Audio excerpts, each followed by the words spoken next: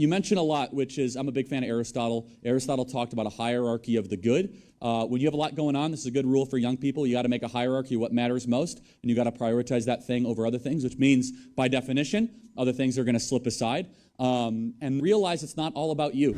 Today, we're going over Charlie Kirk's best advice to live a more happier and more fulfilling life. Honestly, I was just so sad and just so heartbroken when Charlie Kirk passed away.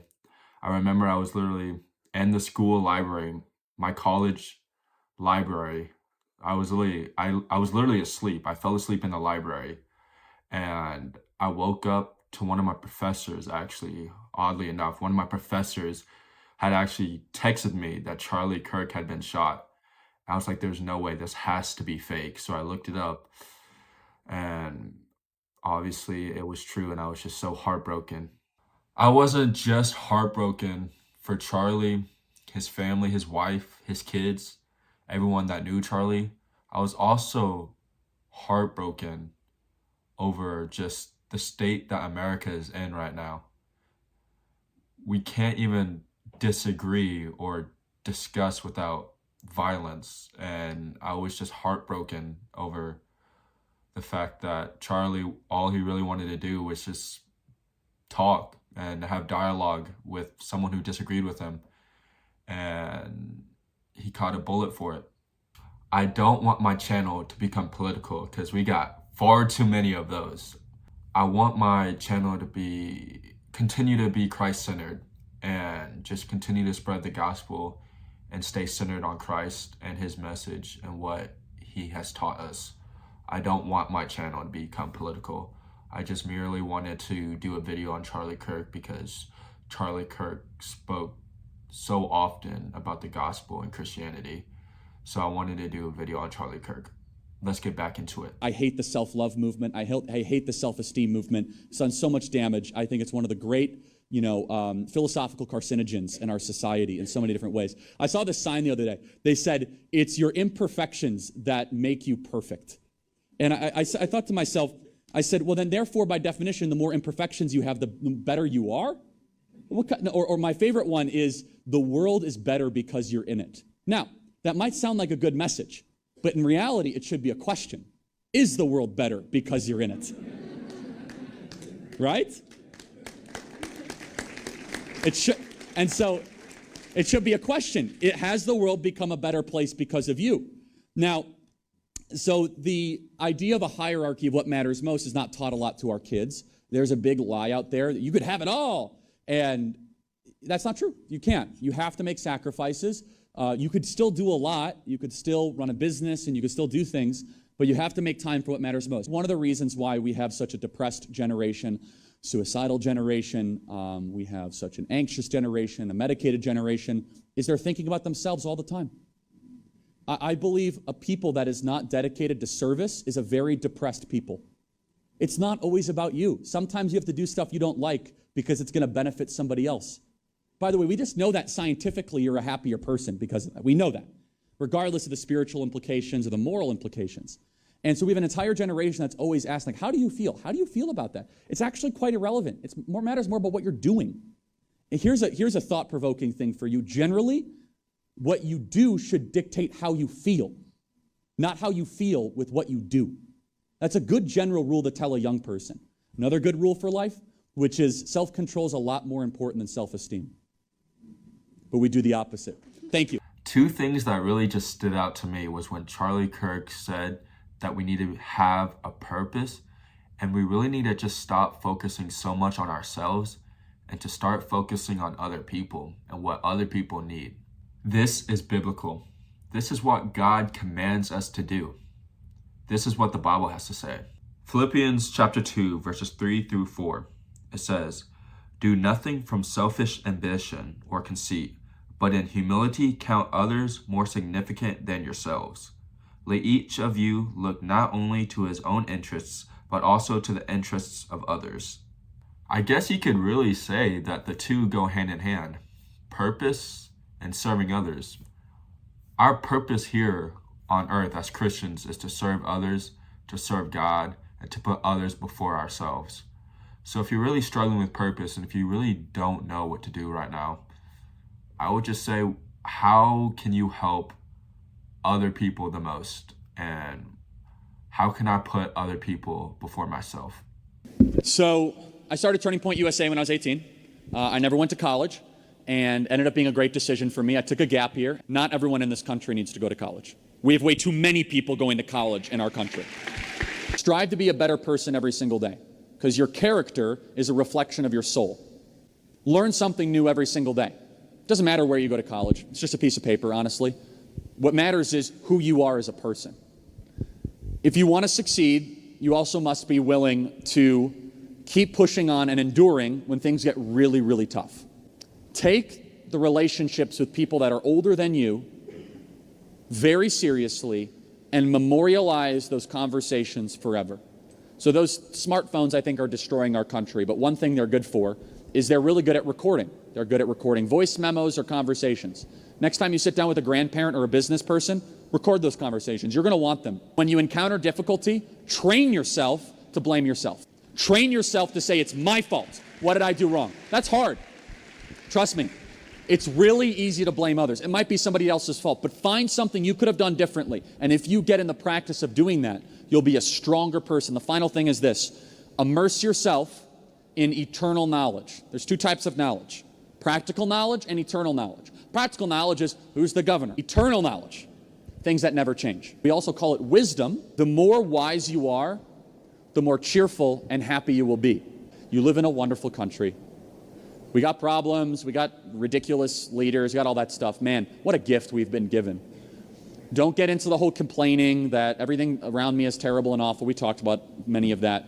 But believe that your actions matter, apply yourself accordingly, work harder every single day. And after a decade of that, I think you'll be in a pretty good place. Love it, love it, love it. Charlie Kirk is basically saying just to learn something new every day and to take accountability in every situation that you're in, whether you're in the right or in the wrong.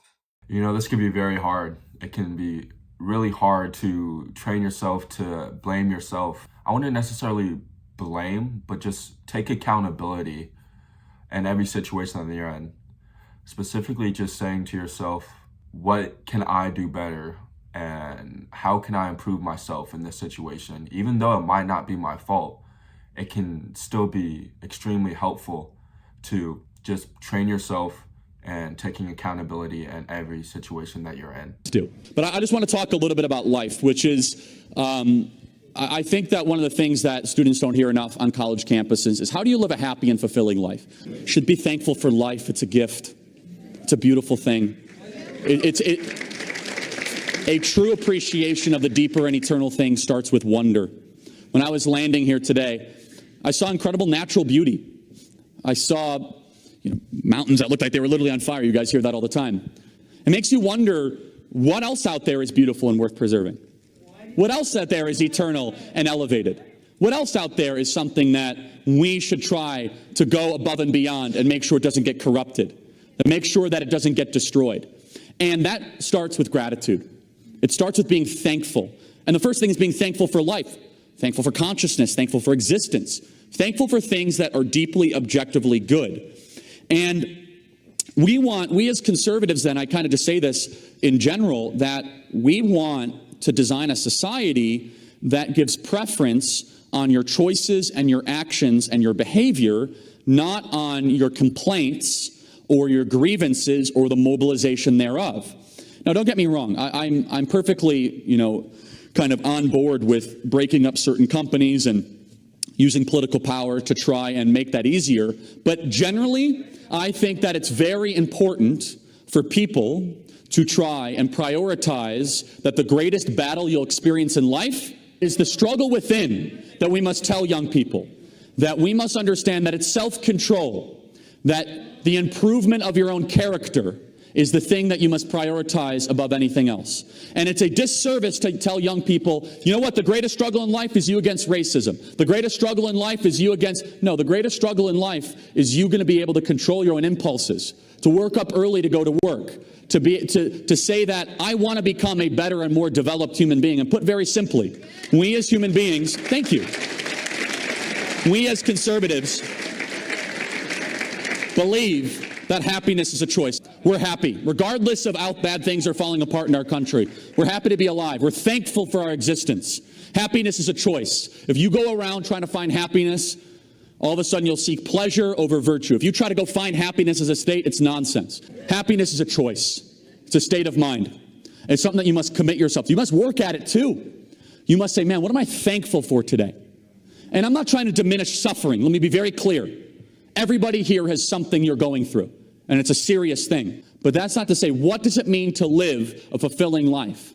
To walk around always looking at something worthy of protesting, tearing down, deconstructing, disassembling, or saying, man, if I made these 10 choices, if I stopped drinking, if I stopped doing drugs, if I stopped complaining, maybe my life will improve a little bit. Maybe if I all of a sudden start taking responsibility for my actions, I'll start to see the fruits of those choices. That's a fundamental difference. Because at the core, and I am not saying there are not public policy changes that need to be made. Trust me, there's plenty. But the real struggle that we must all understand is that it's you against you. That if you devote yourself to saying, you know what, I'll be happy as soon as we get universal health care. I'll be happy as soon as we get this person. That's never going to happen. The reason we have so many people searching for purpose in our country is because we have said to so many students, don't go find responsibility, go find immediate pleasure and gratification. That we must instead prioritize things that make you have to all of a sudden challenge yourself. Character is developed in the challenge. Strength rejoices in the challenge.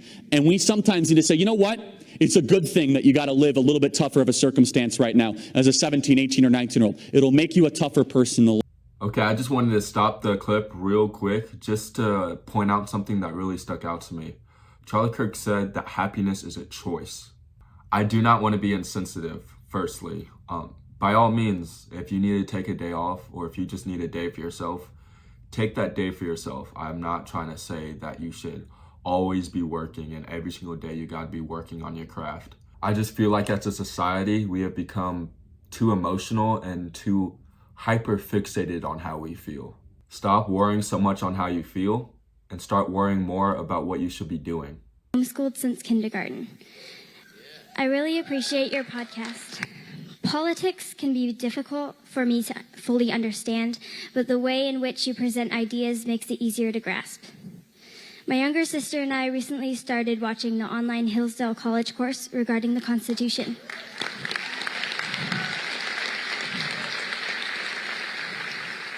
Which we've been enjoying. So this is my question to you. What advice do you have for me as I move into adulthood in order to become a more informed and involved citizen? Well, first of all, thank you for being here. And I have hope thanks to people like you. How old are you again? 13. 13. So here's a couple things I want to encourage you to do. Learn something new every single day. And focus on what it means to be a good person and a person of strong character. And especially when you get into the world of trying to be around social approval and kind of everything around you. Courage is what's missing in our country. We have a courage crisis right now. Moral courage is the most necessary yet absent characteristic in men, George S. Patton. Aristotle, who you will learn about if you continue on the wonderful Hillsdale courses, and I'm glad you're already taking us, you're already well on your way. Aristotle said that courage is the ultimate virtue. Without it, there are no other virtues. Think about that. If people aren't courageous, you don't have honesty, you don't have justice, you don't have anything else you don't have beauty, you don't have wonder, if people don't have courage to act. And so at age 13, I want you to commit yourself to a life of courage. Courage is doing the right thing when you don't know how it's going to work out. Courage is committing yourself to the correct course of action, regardless of the cost associated to it. And I'm given hope by the amount of young homeschooling children that are rising up in our country. Now, let me tell you this. People say, Charlie, what does success look like? New York Times headline in 2050, America's sudden, shocking, and inexplicable right turn can be traced back to homeschooling explosion during COVID-19. That's what success looks like. Wow, I'm just gonna first start off by saying what amazing parents she has. She's 13. I didn't even know what the Hillsdale College online classes were until last year. I didn't even know you could go online and literally learn about the American history for free. So she's 13 and she's already ahead of most college students because most college courses, especially U.S. history, I've taken 2 U.S. history classes, and those classes, they really don't even teach anything about American history. They just teach you about slavery and how America is evil, and it's really, it only was slavery. They didn't teach us anything other than slavery. So she's far ahead than most college students. But yeah, that pretty much wraps it up. Thank you for watching the video to the end. I pray that you got something from this video, you learned something, and I pray that you can apply something from this video to your everyday life just to make your life better. You know, that's just really what my channel is all about, just trying to spread the gospel and trying to make people's lives better. So thank you, and I'll see you next time.